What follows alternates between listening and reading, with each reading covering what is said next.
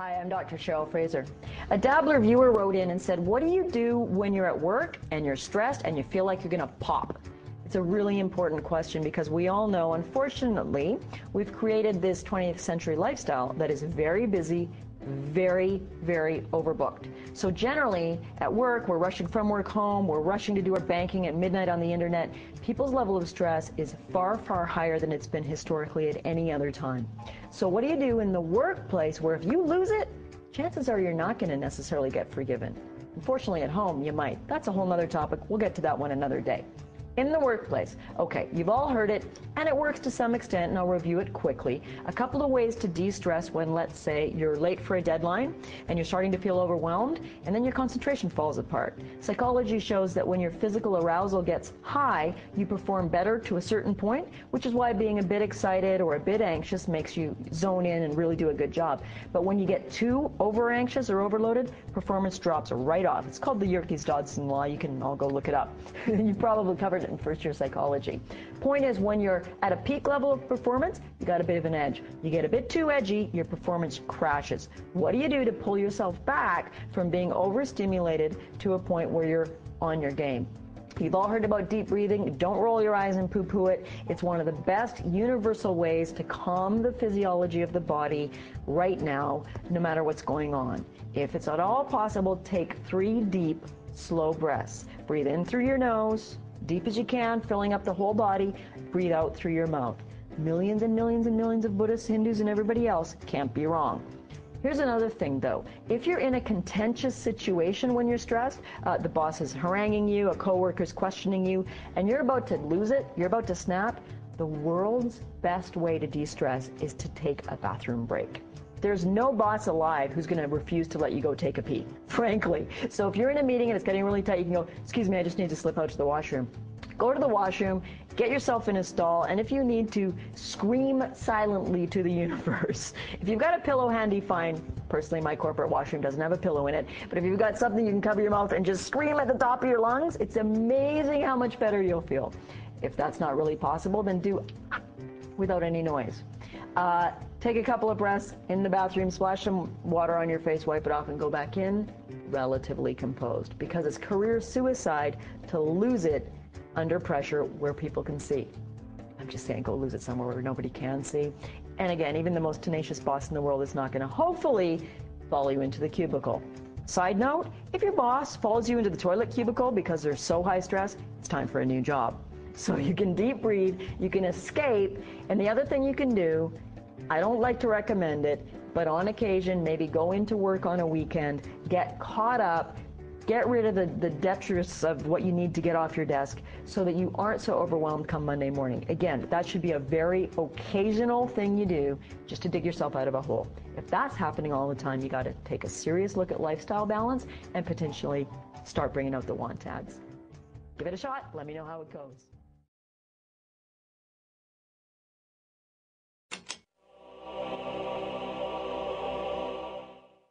"90% of us consider stress an inevitable part of our lives, but it doesn't have to be that way." We all know what it feels like to be under stress, yet most of us don't know why we experience this condition. Let's look at how stress works. Doctors call the body's reaction to stressful events general adaptation syndrome. During tense times, our bodies release adrenaline and corticosteroids. This reaction, the fight-or-flight response, was designed to help man defend himself. The fight-or-flight response is healthy in small doses. Unfortunately, exposure to continuous stressors like traffic jams or piles of work causes many of us to remain in this heightened state for hours or even days. The result of this constant tension includes both short-term effects like tense muscles and rapid heart rate, and long-term ones like high blood pressure, a weakened immune system, and depression. The good news is we've got 10 tips that can help. Let's start with diet.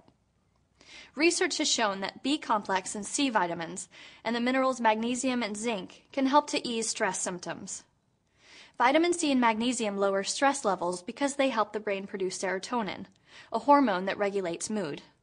Zinc and vitamin B-complex fight free radicals, a term that refers to toxins found in the air and to harmful byproducts of digestion. Fresh vegetables, fruits, almonds, fish, and whole grains contain these essential vitamins and minerals and are great stress-busting foods. You can also combat stress with a supplement. St. John's wort is an herb that inhibits stress hormones and increases serotonin levels in the brain. Your approach can help too.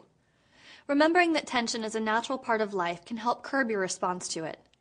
Take a minute to remind yourself that this too shall pass. Sometimes a gentle touch or acupressure can relieve stress. One Point, Lu 1, is prized for easing emotional stress and tense breathing. Find Lu 1 by sitting in a comfortable chair with your back straight. Use your thumbs to press the outside of your upper chest, just below your first rib. Maintain pressure for 1 minute. Another effective way to end your stress response is with simple meditation. For best results, set aside 10 to 20 minutes for calm reflection.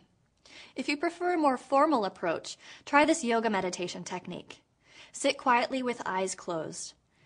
Pick a short phrase or word that calms you, like Om or peace. Repeat the word as you clear your mind and relax your muscles. When meditating, always remember to breathe. Deep, relaxing breaths in and out through the nose help relieve stress. Even without meditation, just 5 minutes of deep breathing can be quite beneficial. And finally, if you're feeling stressed, take a time out to do something you enjoy. Your body and mind will thank you. Stress is no fun, but with a little know-how, you can control your response to it, ensuring a calmer, happier you. Want to learn more? Check out other videos and sources on this site for more information. Hi, my name is Paula Cardenas. You are watching WatchMojo.com. Today I will be talking to you about stress and ways on how to cope with stress. As we know, stress is part of life, but it is mostly found in fast-paced societies. However, stress is not always bad. We need stress in order to set goals and achieve these goals. So when stress is actually beneficial, it is called eustress. But there are times when stress is overwhelming, and in this case, it is called distress. Instead of being beneficial, it will paralyze us. In fact, stress has been linked to 11 out of the 15 causes of death in North America. So an important part of a healthy lifestyle and of well-being is to learn how to cope with stress. So, the definition of stress is the body's physical response to a perceived demand or threat. There are two main components to stress. There is the physical component, which is the body's response to stress, and the mental component, which is the perception. For stress to occur, there must be a perception of a threat or of a demand, and this happens when the person feels that they don't have enough resources to deal with the situation in an effective way. These resources include time, money, energy, intelligence, patience, and the support of others. The key point here is perception. It doesn't matter if the reality is different. If the person feels that they are lacking or don't have all these resources, they will experience stress.